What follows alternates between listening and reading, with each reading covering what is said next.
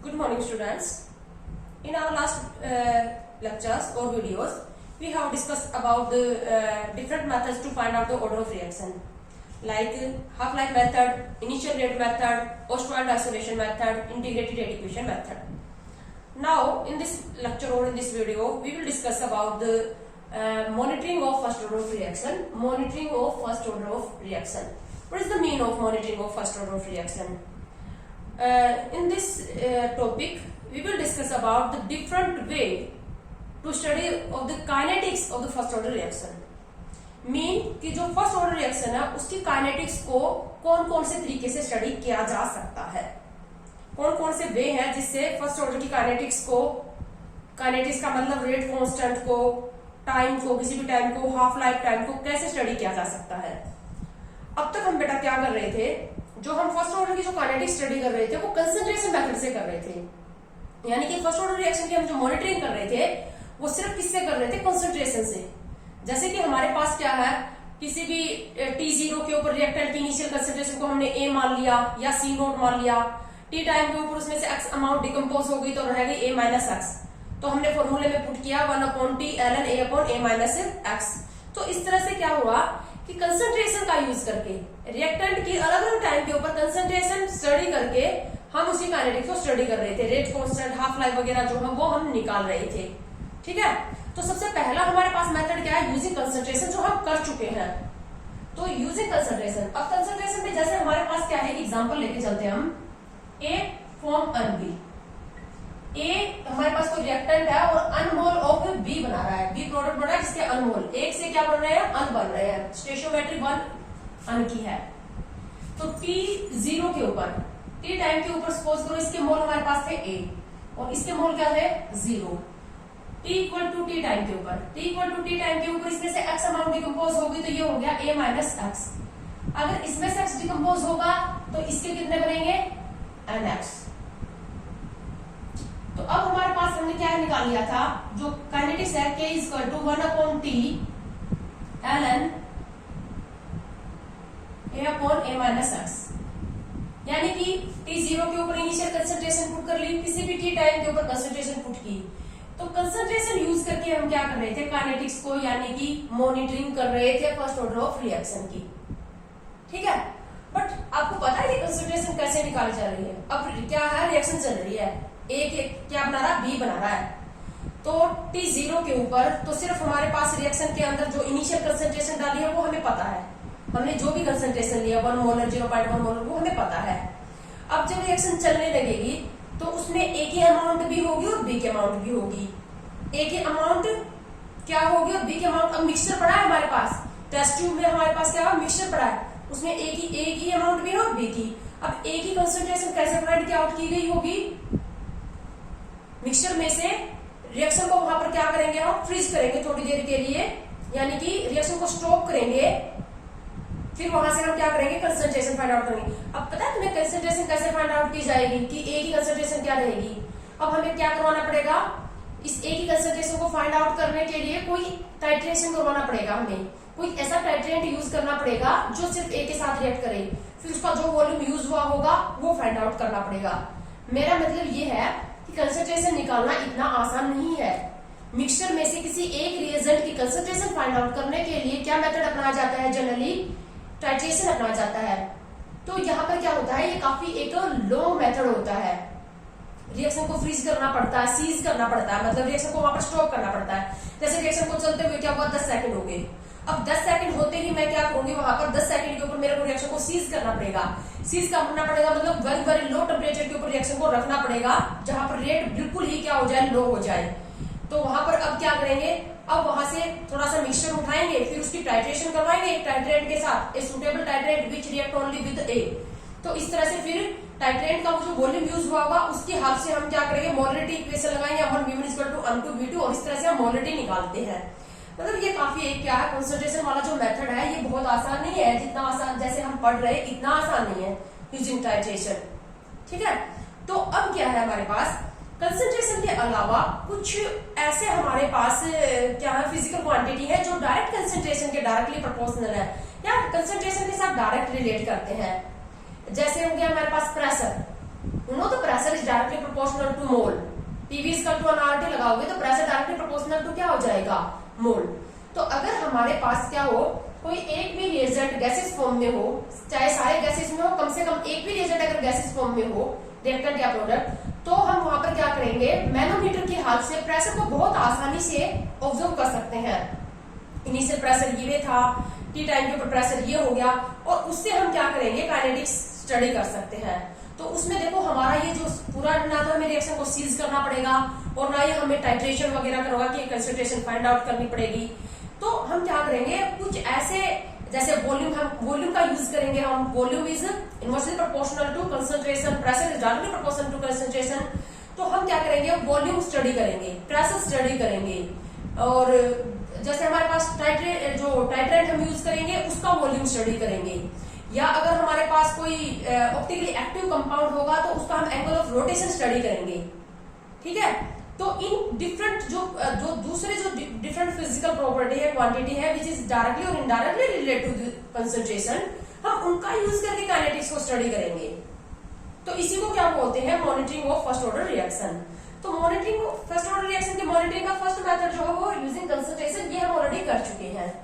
अब second method हम लेंगे using pressure, using pressure. But second method में क्या होगा बेटा, प्रेशर का हम यूज वहीं पर कर सकते हैं जहां पर कम से कम एक रिएक्टेंट हमारे पास क्या हो, कम से कम एक रिएजेंट गैसेस फॉर्म में हो। तो सेकंड मेथड हो जाएगा हमारे पास using pressure.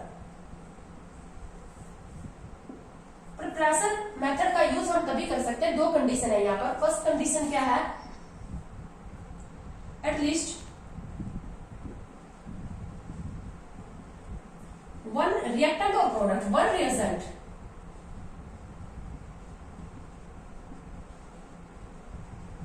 must be in gaseous form.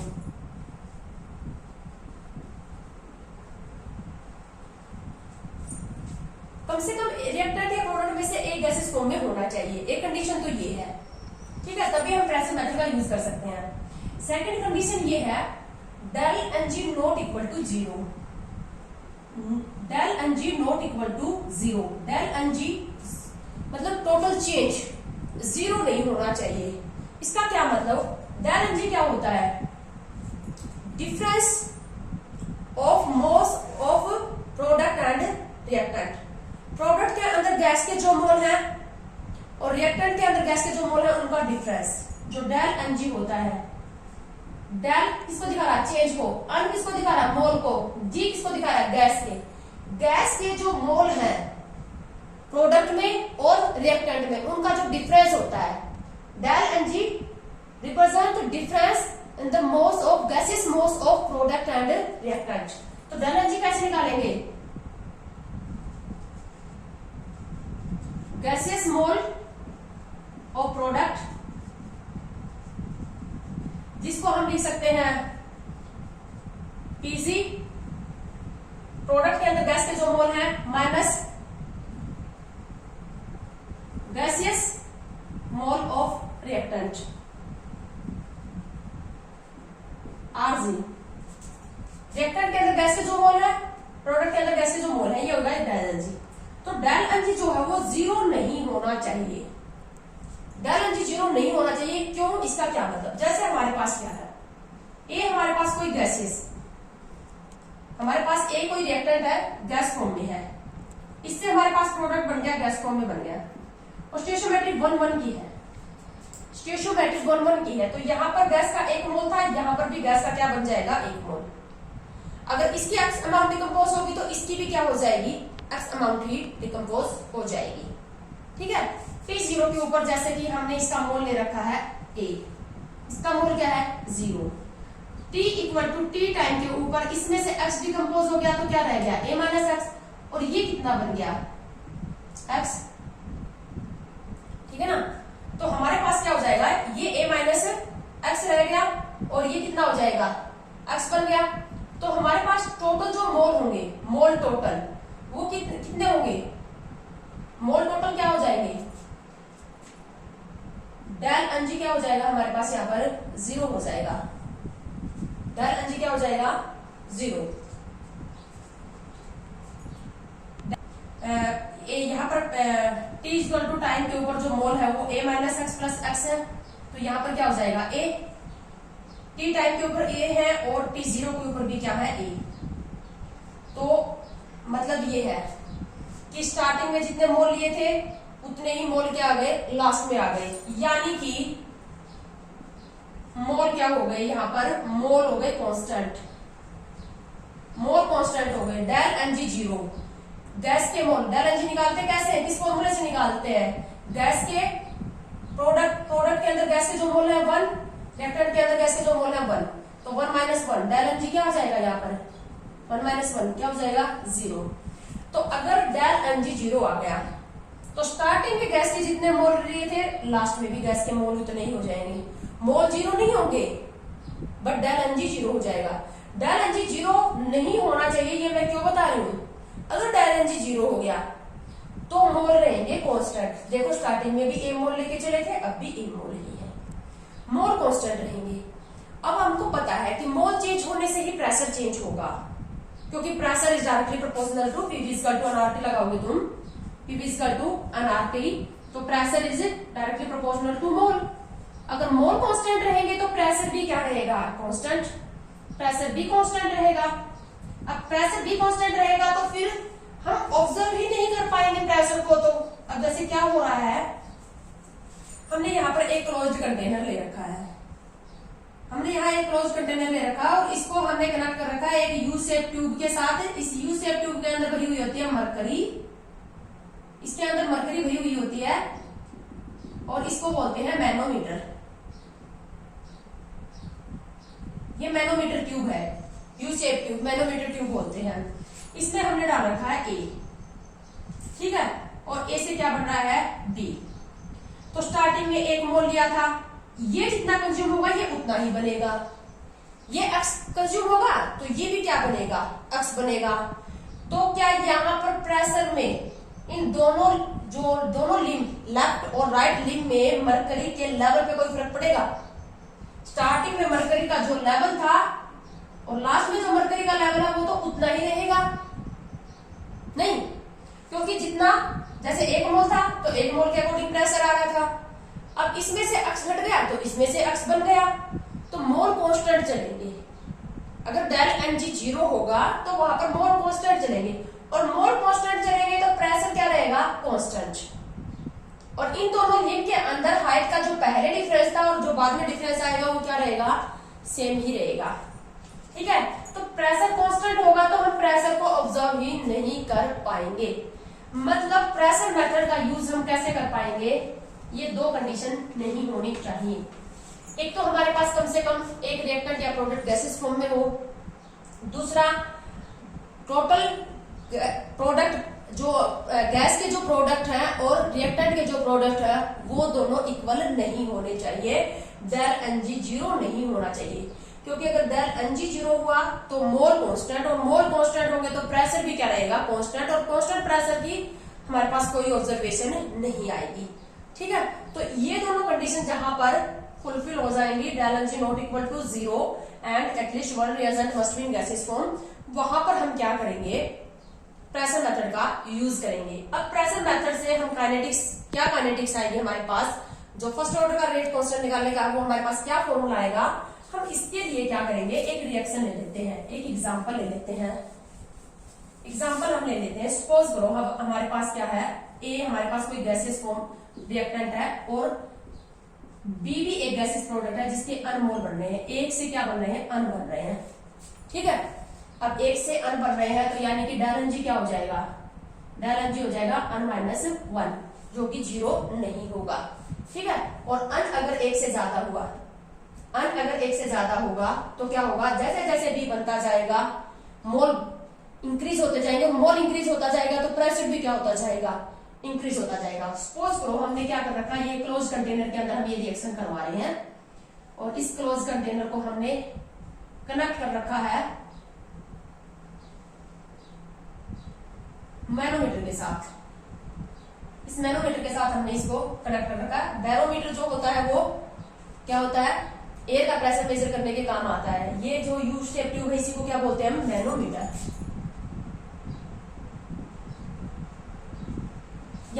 पहले ये रिएक्शन, ए से क्या बन रहा है, अन बी मोल बन रहे हैं, ये गैस और ये भी क्या बन रहा है, गैस।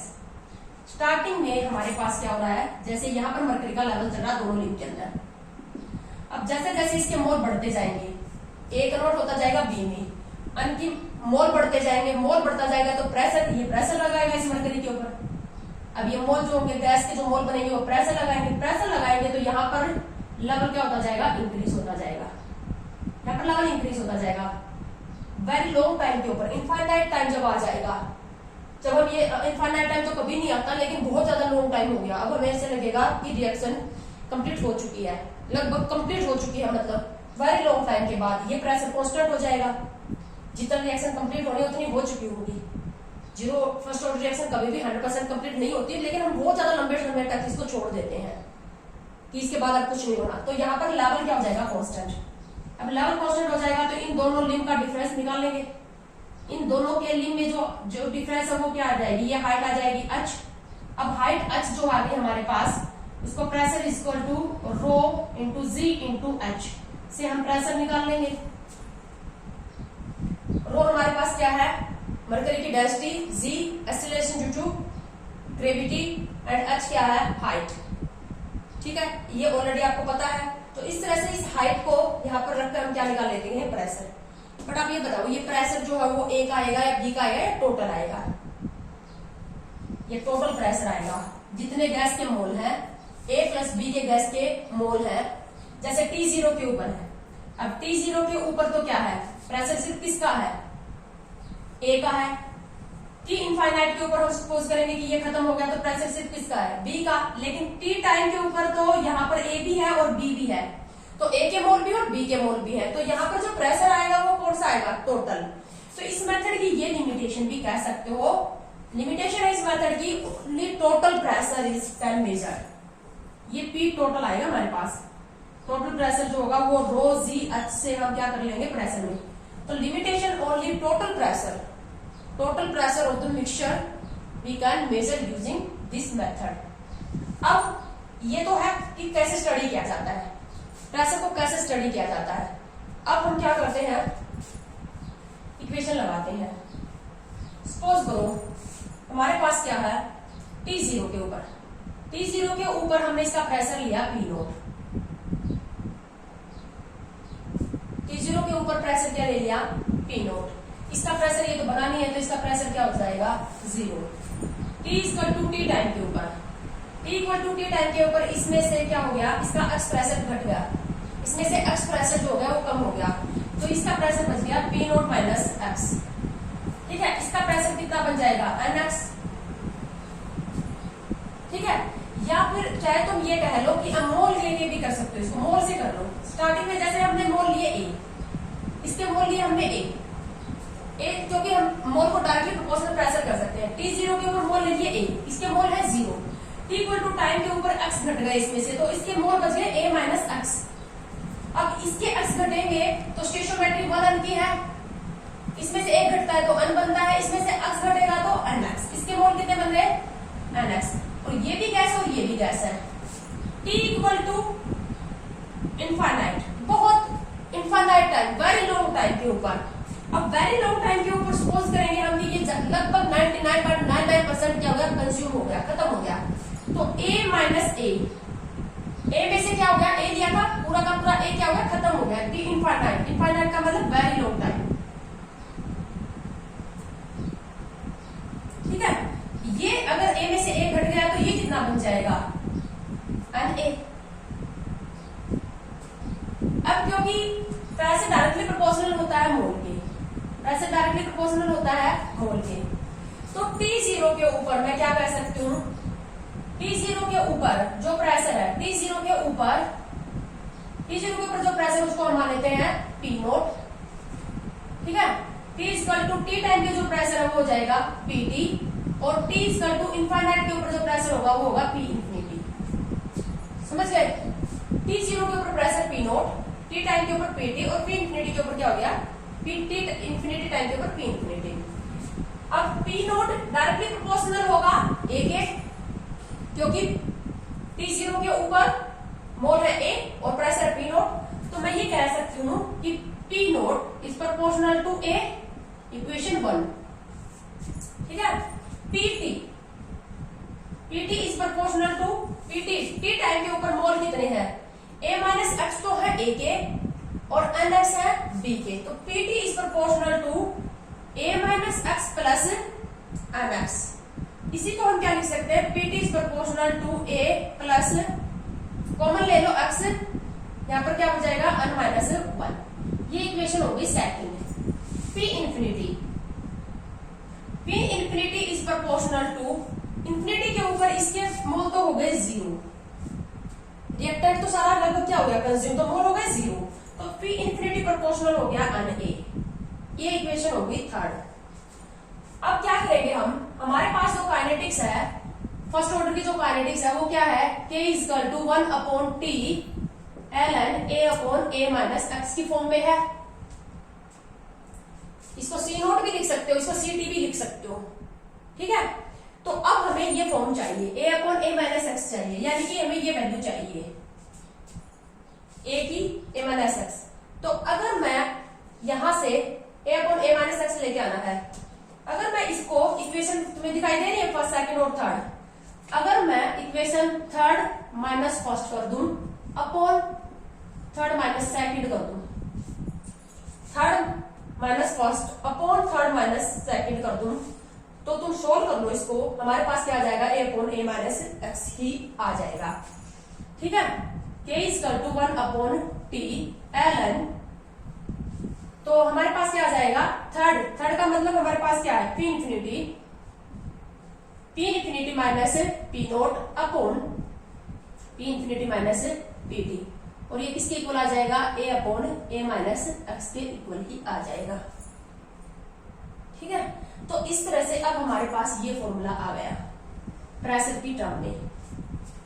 फर्स्ट ऑर्डर का जो रेट कांस्टेंट है, तो रेट कांस्टेंट से T हाफ भी निकाल सकते हो। फर्स्ट ऑर्डर का रेट कांस्टेंट, उन रिएक्शन की काइनेटिक्स मॉनिटरिंग, उन रिएक्शन को मॉनिटरिंग हम प्रेशर से कर सकते हैं, उनका रेट कांस्टेंट निकाल सकते हैं जिसमें क्या हो, at least one reagent in gaseous form and del G not equal to 0। तो क्या आ जाएगा, 1 upon T ln P infinity minus P nought upon P infinity minus PT। ठीक है, आपको डाटा दिया जाएगा, अलग अलग प्रेशर दे दिया जाएगा, इनफाइनाइट टाइम के ऊपर प्रेशर, इनफाइनाइट टाइम न बोल के वेरी लॉन्ग टाइम बोल दे, T0 इनिशियल प्रेशर बोल देंगे, ओनली रिएक्टेंट का प्रेशर होगा, T टाइम के ऊपर प्रेशर होगा। कई बार क्या होता है, जरूरी नहीं है कि ये तीनों प्रेशर आपको दिए जाए, P नोट, PT और P इंफिनिटी। अगर आपको यहां पर हम क्या करेंगे, सपोज करो P नोट नहीं दे रखा, इनिशियल प्रेशर नहीं दे रखा, तो कैसे निकालेंगे। अब जो P infinity upon P note करो, P इंफिनिटी प्रोपोर्शनल टू क्या है, NA, और P नोट प्रोपोर्शनल टू क्या है, A। P infinity upon P note करेंगे तो क्या हो जाएगा, N आ जाएगा। तो हमारे पास क्या हो जाएगा, P note is equal to P infinity upon N। Infinite pressure दे रखा है, N की वैल्यू हम निकालेंगे। अभी ये N क्या है, ये अभी मैं बताऊंगी N क्या है। ठीक है, तो सपोज करो अगर हमें क्या दे रखा है, इनफाइनाइट प्रेशर दे रखा है और इनिशियल प्रेशर नहीं दे रखा, तो इनफाइनाइट प्रेशर अपॉन N को पुट करके हम क्या निकाल सकते हैं, P नोट निकाल सकते हैं।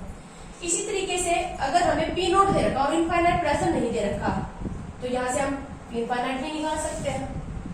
तो इनफाइनाइट क्या हो जाएगा, infinite is equal to P nought, ठीक है ना, P नोट, तो इनफाइनाइट निकाल लेंगे। ठीक है, तो अगर यहाँ पर पुट करें तो ये फॉर्मूला इस तरह से बनाए जा सकते हैं। तो जरूरी नहीं है इन दोनों में से अगर एक दे दिया जाए, PT तो आपको हमेशा गिवन होगा, PT हमेशा गिवन होगा। अगर तीनों गिवन है तो ये फॉर्मूला यूज कर लेंगे। सपोज करो आपको इनफाइनाइट नहीं दे रखा, तो क्या फॉर्मूला बन जाएगा, P इनफाइनाइट की जगह हम क्या पुट कर देंगे, P नोट पुट कर देंगे, तो हमारे पास क्या इक्वेशन आ जाएगी, ये इक्वेशन आ गई हमारे पास, K is equal to 1 upon T ln P nought minus P nought upon P nought minus PT। P nought को कॉमन भी ले सकते हो, P note is equal to 1 minus 1, तो ये फॉर्म आ जाएगी। तो इस तरीके से हम क्या करेंगे, इससे सोल्व करेंगे। जो मैंने आपको एक PDF दी थी, उसके अंदर इस टाइप के प्रेशर वाले जो है क्वेश्चन आपको गिवन भी होंगे। अभी मैं इनसे रिलेटेड आपको न्यूमेरिकल करवाऊंगी नेक्स्ट वीडियो में।